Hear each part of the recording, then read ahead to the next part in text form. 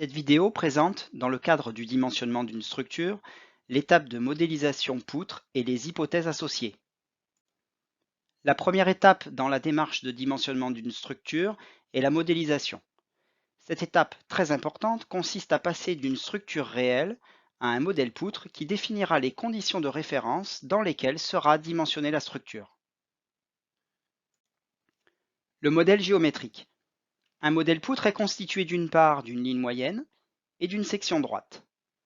La ligne moyenne étant représentée par l'ensemble des centres géométriques de toutes les sections. Notons que la structure réelle doit au départ être suffisamment élancée pour lui affecter un modèle poutre, car la ligne moyenne doit être grande devant les dimensions de la section. De par ce principe de modélisation, les chargements extérieurs seront ainsi toujours appliqués directement sur la ligne moyenne. On parle alors de principe de Saint-Venant.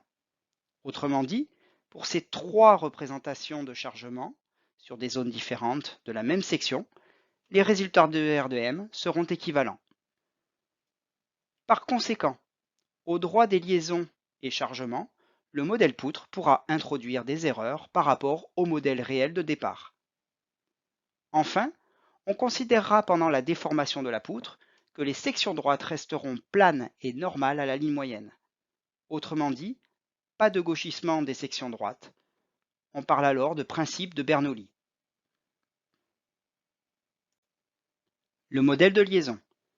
On se limite ici à la représentation de liaison pour des modèles plans qui sont les plus fréquemment rencontrés en modélisation.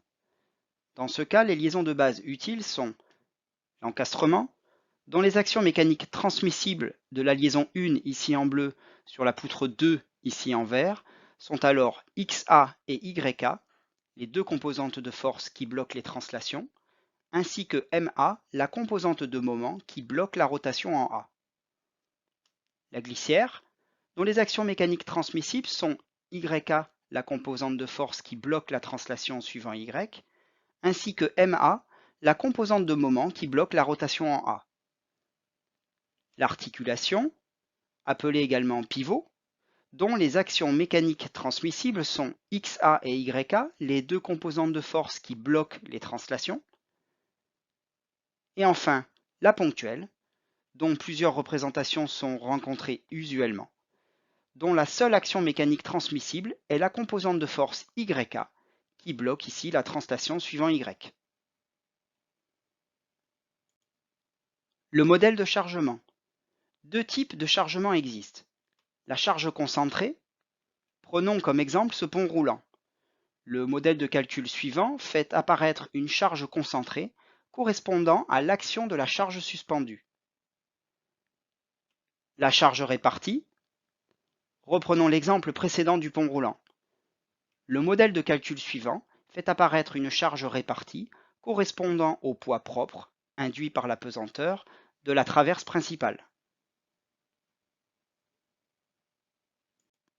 Le modèle matériau. Il sera considéré comme homogène, c'est-à-dire qu'il aura les mêmes propriétés en tout point, ce qui est généralement le cas pour les métaux. Pour certains matériaux, comme le béton, constitué de sable, ciment et granulats, ou des plastiques renforcés par de la fibre, il faudra se placer à une échelle macroscopique et considérer les propriétés moyennes. Le matériau sera également considéré comme isotrope, c'est-à-dire qu'il aura les mêmes propriétés dans toutes les directions. Pour les matériaux anisotropes, qui comportent un fibrage, c'est le cas des matériaux composites à base de fibres, pièces estampées, profilés, tôles laminées ou le bois. Il faudra parfois faire tout de même l'hypothèse d'isotropie tout en mesurant le risque associé à cette hypothèse simplificatrice. Enfin, le matériau sera également considéré comme élastique et linéaire. Selon ces quatre courbes de comportement force-déplacement, seule la dernière traduit cette hypothèse. Elle pourra être vérifiée à partir des résultats d'un essai de traction. Pour résumer, l'étape de modélisation comporte quatre aspects. Le modèle géométrique, constitué d'une ligne moyenne et d'un paramètre de section. Le modèle de liaison, qui permet à la structure d'être en équilibre. Le modèle de chargement, qui va solliciter la structure.